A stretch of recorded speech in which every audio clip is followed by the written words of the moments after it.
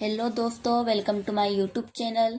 जैसे कि आप सभी लोग जानते हैं कि हमने इसका पहले जो वीडियो बनाई थी उसमें हमने महाकालेश्वर मंदिर से जुड़े कुछ ऐसे रहस्यमयी बातें बताई थी, ऐसी रहस्यमयी बातें जानी थी जो कि अभी तक छिपी हुई थी। तो उसी से जुड़ी ये वीडियो, इसमें हम महाकालेश्वर मंदिर और काल भैरव मंदिर से जुड़े कुछ ऐसे रहस्य हैं जो कि हम इस वीडियो में जानेंगे और आपको हम बताएंगे। दोस्तों, कहा जाता है कि बाबा महाकाल महाकालेश्वर मंदिर दक्षिणी मुखी है। तो ये दक्षिणी मुखी क्यों कहलाते हैं? दोस्तों, महाकालेश्वर मंदिर की सबसे बड़ी विशेषता यह है कि दक्षिण दिशा में मुंह करके बैठे हुए हैं। बाबा महाकाल की शिवलिंग दक्षिण दिशा की तरफ बैठी हुई है, दक्षिण दिशा की तरफ स्थापित है, इसलिए ये दक्षिणी मुखी कहलाते हैं। यह अन्य विशेषता यह है कि ये अन्य 11 ज्योतिर्लिंगों में से अलग बनाती है, जो इसे एक पूर्ण आध्यात्मिक स्थल भी बनाती है। नागचंद्रेश्वर मंदिर से जुड़ा रहस्य। उज्जैन के महाकाल मंदिर 3 तलों में बना हुआ है। सबसे नीचे वाले तल में जहाँ साक्षात महाकाल ज्योतिर्लिंग स्थापित है, वहीं मध्य तल में भगवान शिव को ओंकारेश्वर के नाम से पूजा जाता है। वहीं सबसे ऊपरी तल पर नागचंद्रेश्वर मंदिर है, जो साल में केवल एक बार नाग पंचमी पर खुलता है। ऐसी मान्यता है दोस्तों कि दक्षिणाथ आज भी ऐसी गुप्त स्थान पर रहते हैं जहाँ जो प्रतिमा स्थापित है वो मराठा काल की है। इस प्रतिमा में भगवान शिव पार्वती के साथ शेषनाग पर विराजित है। विश्व में कहीं भी ऐसी प्रतिमा देखने को नहीं मिलती है। दोस्तों, इतिहास में राजा विक्रमादित्य को सबसे महान राजाओं में से एक माना जाता है, जो अपनी बुद्धि, वीरता और भगवान शिव की भक्ति के लिए जाने जाते हैं। दोस्तों, इस वीडियो में हम महाकालेश्वर मंदिर और काल भैरव मंदिर से जुड़े हुए कुछ ऐसे रहस्य जानेंगे जो हमने अभी तक नहीं जाने हैं या हमें नहीं भी पता है। तो वो हम आपको इस वीडियो में ऐसे रहस्य बताएंगे, तो आप इस वीडियो को एंड तक देखना, एंड बिल्कुल भी मिस मत करना। तो चलिए हम इस वीडियो में आगे बढ़ते हैं कि आगे क्या हुआ था। इतिहास में ऐसी कौन सी घटनाएं घटी, ऐसा क्या हुआ था जिसके कारण बाबा महाकालेश्वर और काल भैरव मंदिर में ऐसे रहस्यों का सामना हुआ। ऐसा माना जाता है दोस्तों कि विक्रमादित्य महाकाल से नियमित रूप से आशीर्वाद लेने के लिए महाकालेश्वर मंदिर आते थे। विक्रमादित्य के साथ मंदिर को जुड़ाव ऐतिहासिक महत्व की ओर बढ़ा देता है, क्योंकि यह राजा की भक्ति और उसके शासन काल के दौरान मंदिर के महत्व और मंदिर के महल का प्रमाण है। विक्रमादित्य और उनके साथ मंदिर के जुड़ाव के बारे में कई कहानियाँ और ग्रंथियाँ पीढ़ियों से चली आ रही है, जो उज्जैन की सांस्कृतिक विरासत को मजबूत करती है। बेताल 25वीं और सिंहासन 32वीं कथाओं में भी विक्रमादित्य और महाकाल के संबंधों का वर्णन है। यह कथाएं बताती हैं कि विक्रमादित्य अपने निर्णय लेने से पहले महाकालेश्वर बाबा महाकाल की आज्ञा लेते थे। काल भैरव मंदिर का शराब से जुड़ा हुआ रहस्य। काल भैरव मंदिर आज करोड़ों लोगों के लिए, लाखों लोगों के लिए एक आस्था का केंद्र है। बाबा महाकालेश्वर की आज्ञा लेते थे और जो आज बाबा काल भैरव के मंदिर करोड़ों लाखों लोगों के लिए एक आस्था का केंद्र बन चुका है। उज्जैन शहर में स्थित कई भक्त काल भैरव मंदिर के दर्शन के लिए जाते हैं और वहाँ के मंदिर के पुजारियों के अनुसार इस मंदिर का वर्णन स्कंद पुराण के अवंती खंड में मिलता है। इस इतिहास में काल भैरव मंदिर में भगवान काल भैरव का वैष्णव रूप का पूजन किया जाता है। काल भैरव भगवान शिव के रौद्र और तांत्रिक रूप है। मान्यताओं के अनुसार काल भैरव मंदिर में काल भैरव भगवान तामसिक प्रवृत्ति के देवता माने जाते हैं, इसलिए उन्हें मदिरा यानी शराब का भोग लगाया जाता है। इसलिए महाकालेश्वर मंदिर में भी बाबा काल भैरव को शराब चढ़ाने की परंपरा है। इस मंदिर में शराब चढ़ाने की परंपरा का प्रचलन कई सदियों से जारी है, कई वर्षों से और कई सदियों से चला हुआ आ रहा है। लेकिन आज तक ये कोई भी नहीं जान सका कि बाबा काल भैरव को जो शराब चढ़ाई जाती है आखिर वह जाती कहाँ है, क्योंकि भक्तों का मानना है कि जो शराब बाबा काल भैरव को चढ़ाई जाती है उसे स्वयं काल भैरव ही पी जाते हैं। इसके पीछे का कारण है कि वह से शराब मदिरा कहाँ गायब हो जाती है, मदिरा का गायब हो जाना। अंग्रेजों ने इस रहस्य को सुलझाने के लिए कोशिश की, परंतु उन्हें कुछ भी नहीं मिला। इसके अलावा भी कुछ भारतीय वैज्ञानिकों और पत्रकारों और पर्यटकों ने भी 1916 के दशक में कुछ भारतीय वैज्ञानिकों ने और पुरातत्व विभाग से जुड़े पर्यटकों ने मंदिर की मूर्ति और संरचना का निरीक्षण किया, परंतु सभी जांचों के बाद भी, निरीक्षण के बाद भी उन्हें कुछ नहीं मिला। यह सभी को कुछ भी नहीं मिला और सभी भक्तों का यह मानना है कि आस्था, विश्वास और चमत्कारों का सम्मेलन है, जिसे आज तक विज्ञान पूरी तरह नहीं समझ पाया है। महाकाल की नगरी होने से काल भैरव को उज्जैन नगर का सेनापति भी कहा जाता है। काल भैरव को शत्रुकाल भी कहा जाता है। यहाँ मराठा काल के राजा ने युद्ध में विजय पाने के लिए भगवान काल भैरव को अपनी पगड़ी अर्पित की थी। पानीपत के युद्ध में मराठा की पराजय के बाद तत्कालीन शासक राजा ने राज्य के पूर्ण स्थापना के लिए भगवान काल भैरव के सामने अपनी पगड़ी रख दी। उन्होंने भगवान काल भैरव से प्रार्थना की कि युद्ध में विजय होने के बाद वे मंदिर की जीर्ण उद्धार करेंगे, और राजा काल विक्रमादित्य काल भैरव भगवान की कृपा से सभी युद्ध में विजय होते चले गए। इसके पश्चात यानी इसके बाद उन्होंने मंदिर का जीर्ण उद्धार करवाया। तब से मराठा के राजा की पगड़ी भगवान के शीश पर पहनाई जाती है। महाकालेश्वर की भस्म आरती से जुड़ा रहस्य। दोस्तों, ज्यादातर मंदिरों के अंदर जब भगवान की आरती की जाती है तो दिए की बाती को प्रज्वलित करके की जाती है, लेकिन महाकालेश्वर मंदिर में जब भगवान शिव की आरती की जाती है तब वह भस्म की राख से होती है।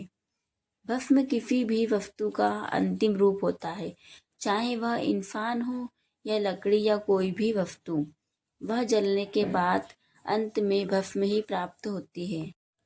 दोस्तों, अगर आपको हमारी वीडियो पसंद आ रही है तो आप इस वीडियो को एंड तक ज़रूर देखिएगा और इसका थोड़ा भी पार्ट मिस मत करना, स्किप मत करना और लास्ट तक ज़रूर देखना। महाकालेश्वर मंदिर से भस्म आरती से जुड़ा हुआ रहस्य हम जानते हैं। बाबा महाकालेश्वर मंदिर में की जाने वाली भस्म आरती हिंदू पूजा की सबसे अनोखी और मनमोहक रस्मों में से एक है। सबसे अनोखी रस्मों में से एक मानी जाती है। इसे देखने के लिए लोग हजारों, लाखों, करोड़ों लोग मीलों दूर दूर से बाबा के दर्शन के लिए आते हैं। साथ ही बाबा की आरती में शामिल होने के लिए भी आते हैं। ऐसा कहते हैं कि इस भस्म आरती को अगर कोई भी व्यक्ति एक बार देख लेता है तो उसकी सारी आने वाली विपत्तियां, काल और बुरा समय टल जाता है। बुरा समय और विपत्ति टल जाने के पश्चात उसके मन से मृत्यु और डर की आशंकाएं भी दूर हो जाती है। बाबा महाकालेश्वर की भस्म आरती किसी भी समय नहीं की जाती है। बाबा की हर आरती का समय निश्चित है और प्रतिदिन बाबा की आरती उसी निश्चित समय पर की जाती है। बाबा महाकालेश्वर को स्नान करने के बाद सजाया जाता है और सजाने के बाद ही उनको भस्म आरती, संध्या आरती, शयन आरती और उनकी सुबह से लेकर शाम तक की प्रतिदिन की जितनी भी आरतियाँ होती हैं, उन्हें सभी आरतियों के लिए सबसे पहले स्नान कराया जाता है और स्नान के बाद ही उनको आरती के लिए सजाया जाता है। और बाबा की प्रतिदिन आरती निश्चित समय पर ही की जाती है। तो दोस्तों, अगर इसी तरह देखा जाए तो बाबा महाकालेश्वर की भस्म आरती, यह भस्म आरती हर सुबह लगभग 4 बजे की जाती है और इसमें भगवान शिव को पवित्र भस्म चढ़ाई जाती है। इस अनुष्ठान को वास्तव में आकर्षित बनाने वाली बात यह है कि भस्म आरती भस्म जले हुए कपीले गाय के गोबर, शमी, पीपल, पड़ और अमलदास से बनाई जाती है। लेकिन पुराने समय में इसे शमशान घाट पर पहले चिता की राख से बनाया जाता था। जी हाँ, ये सच है दोस्तों कि पहले इंसान की देह चिता की राख से ही बाबा महाकालेश्वर की सुबह 4 बजे भस्म आरती की जाती थी। लेकिन कुछ कारणों से अब यह चिता की राख से नहीं भस्म आरती करना बंद कर दिया है। लेकिन यह भस्म आरती हजारों साल पहले शुरू हुई थी, जो होती है, परंतु इसके आरती के कुछ कारण, कुछ नियम या कुछ चीज़ें बदल चुकी हैं। भस्म आरती आज के समय में होती है, परंतु अब ये कुछ अलग तरीके से की जाती है। इसमें भस्म आरती के तरीके या कुछ भी जो की जाती है वो चेंज कर दी गई है, जो अभी के समय में बदल दी गई है। लेकिन दोस्तों, बाबा महाकालेश्वर की भस्म आरती आज भी बाबा महाकालेश्वर के मंदिर में सुबह 4 बजे ही की जाती है। लेकिन यह भस्म आरती हजारों साल पहले, और यह क्षेत्र महाकाल वन कहलाता था, उस समय की बात है और उस समय की जाती थी। यहाँ पर भस्म आरती को देखने के लिए हजारों, सैकड़ों, लाखों लोग, लाखों भक्त मीलों दूर से आते थे, जो कि इसे देखने को बड़ा ही सौभाग्य मानते थे। ऐसा मानते थे दोस्तों पहले के समय में कि यदि आप भस्म आरती को देखते हैं तो आप सौभाग्यशाली हैं। हर किसी को बाबा महाकालेश्वर की भस्म आरती नसीब नहीं होती है। बाबा महाकालेश्वर की भस्म आरती देखना हर किसी के नसीब में नहीं होता है, इसलिए भस्म आरती को देखने वाले व्यक्ति को सौभाग्यशाली माना जाता था। कि सौभाग्य की बात है कि आपको भस्म आरती के दर्शन हुए और बाबा महाकालेश्वर की भस्म आरती आपको देखने को मिली। मंदिर के पुजारी मंत्रों और बाबा महाकालेश्वर की जो भस्म आरती की जाती थी सुबह 4 बजे के समय में, वह मंदिर के पुजारियों के द्वारा मंत्रों और भजनों का उच्चारण करते हुए जोर जोर से भक्ति के साथ भस्म आरती को किया करते थे। ऐसी मान्यता है जो पूरे मंदिर परिसर में गूंजती है। बाबा महाकालेश्वर की जो भस्म आरती होती है और मंदिर के पुजारियों के द्वारा मंत्रों भजनों के उच्चारण होते हैं और काफ़ी जोर जोर से उच्चारण किए जाते हैं और पूरे मंदिर परिसर में उनकी आरती और उनके मंत्र और भजनों के उच्चारण गूंजते हैं। पूरी महाकालेश्वर मंदिर में सिर्फ और सिर्फ उन्हीं की आरती की आवाज़ें गूंजती हैं। ऐसी मान्यता है कि जो एक बार भी इस आरती के दर्शन कर लेता है, फिर उसे कभी भी मृत्यु का भय नहीं सताता है, साथ ही डर भी खत्म हो जाता है। कहते हैं दोस्तों, बाबा महाकालेश्वर का संबंध और बाबा महाकालेश्वर का रिश्ता एक शमशान से भी है, जिन्हें उन्हें शमशानवासी भी कहा जाता है। बाबा महाकालेश्वर से शमशान से जुड़ा हुआ रहस्य। दोस्तों, भगवान शिव को शमशानवासी कहा जाता है। क्यों? क्योंकि महाकालेश्वर बाबा महाकाल का संबंध मृत्यु लोक से भी है। कहते हैं बाबा महाकालेश्वर जो है वो मोक्ष की प्राप्ति कराते हैं। हर किसी के नसीब में मोक्ष नहीं होता है, हर इंसान को आसानी से मोक्ष नहीं मिलता है, लेकिन बाबा महाकालेश्वर जो मोक्ष से जुड़ा हुआ है, उनका संबंध शमशान से भी है, क्योंकि उसी शमशान की देह चिता की राख से पहले के समय में महाकालेश्वर बाबा की भस्म आरती की जाती थी। आज के समय में भी होती है, लेकिन कुछ बदलाव होने के बाद। भगवान शिव को शमशानवासी कहा जाता है। वे शमशान में विराजमान है। भोलेनाथ शमशान में विराजमान है और शमशान में निवास भी करते हैं, इसलिए वे शमशानवासी कहलाते हैं और शमशानवासी उन्हें कहा जाता है। वे संसार की मोह माया से परे हैं। अरे आज जीवन के अंत को ही नहीं, नई शुरुआत मानते बाबा महाकालेश्वर, बाबा भोलेनाथ।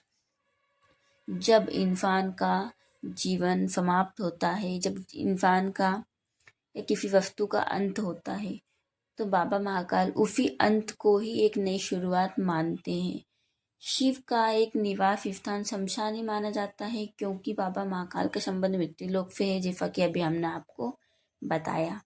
इसलिए बाबा महाकाल शमशान के वासी है और बाबा महाकाल को शमशानवासी कहा जाता है, क्योंकि उनका एक स्थान शमशान में होने पर वे शमशान के वासी यानी शमशानवासी कहलाते हैं। महाकालेश्वर मंदिर केवल भारत में ही नहीं बल्कि पूरी दुनिया में प्रसिद्ध है, इसलिए उन्हें 12 ज्योतिर्लिंगों में से एक माना जाता है।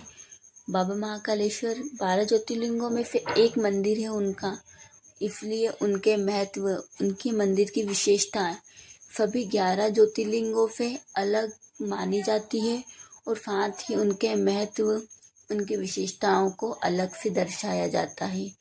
यह एक दर्शनीय स्थल है। बाबा महाकालेश्वर का अलग ही महत्व रखता है। बाबा महाकालेश्वर की सुबह से लेकर शाम की संध्या और शयन आरती तक अलग अलग मंदिर, मतलब अलग अलग पूजाओं में अलग अलग तरीके से रूप दिए जाते हैं। अलग अलग रूप बाबा धारण करते हैं और अलग अलग रूपों में बाबा महाकालेश्वर को पूजा भी जाता है। दोस्तों, बाबा महाकालेश्वर की मूर्ति, बाबा महाकालेश्वर को एक अनोखी तरह से ही सजाया जाता है और बाबा को जो सजा हुआ रूप है वो काफ़ी मनमोहक और आकर्षक रहता है। जो भी महाकाल को देखता है बस उनकी भक्ति में खो जाता है। यही रहस्य और यही राज छुपे हुए थे बाबा महाकालेश्वर और काल भैरव से, जो कि शराब से, शमशान से और बाबा महाकालेश्वर की मंदिर के अनोखी बातों से छिपे हुए रहस्य थे। तो वीडियो आप लोगों को पसंद आई होगी दोस्तों। और कहते हैं कि बाबा महाकालेश्वर का मंदिर आज के समय में काफ़ी प्रसिद्ध है। ये भारत में ही नहीं बल्कि पूरी दुनिया में है, क्योंकि यह मंदिर और इस मंदिर की पूजाएं, इस मंदिर के हर एक चीज़ का अलग अलग जगह पर, अपनी अपनी जगह पर अलग अलग महत्व है और सभी चीज़ों का बहुत ही खास महत्व है। इसीलिए सभी ज्योतिर्लिंगों से ये अलग माना जाता है और लाखों करोड़ों लोग बाबा के दर्शन के लिए आते हैं इस मंदिर में। यहाँ की भस्म आरती से लेकर शयन आरती तक के सभी चीज़ों के अपने अपने अलग अलग महत्व है और यह अलग अलग महत्वों को दर्शाता है। बाबा महाकालेश्वर की सबसे बड़ी विशेषता है कि यह भी मानी जाती है दोस्तों कि बाबा महाकालेश्वर के मंदिर में हर एक चीज़ अनोखी और खास है। यहाँ पर आने वाले सभी वक्त महाकालेश्वर के बहुत श्रद्धा, विश्वास और भक्ति लिए आते हैं अपने मन में। इन्हीं भक्ति और श्रद्धा और विश्वास के कारण हमारे महाकालेश्वर बाबा आज भी काफ़ी प्रसिद्ध हैं और लोगों के मन में बाबा के प्रति काफ़ी विश्वास और आस्था बनी हुई है। आज के ज़माने में, आज के समय में बाबा महाकालेश्वर कुछ ही लोगों के मन में नहीं बल्कि सभी लोगों के मन में एक आस्था का केंद्र बन चुका है। तो यही जो खास रहस्य थे जो हमने आपको इस वीडियो में बता दिए हैं। तो दोस्तों, उम्मीद है कि आपको हमारी वीडियो पसंद आई होगी, और अगर आपको हमारी वीडियो पसंद आई है तो एक बार कमेंट्स में जय श्री महाकाल ज़रूर लिखना और हमारे चैनल को सब्सक्राइब करना, ताकि हम आपको बाबा महाकालेश्वर से जुड़े ऐसे ही रहस्यमयी बातें और ऐसे ही बाबा महाकालेश्वर से जुड़े और उज्जैन से जुड़े बातों के बारे में बताएंगे और आप लोग सभी जान भी पाएंगे। तो हमारे चैनल को लाइक कीजिए, कमेंट्स कीजिए एंड सब्सक्राइब कीजिए।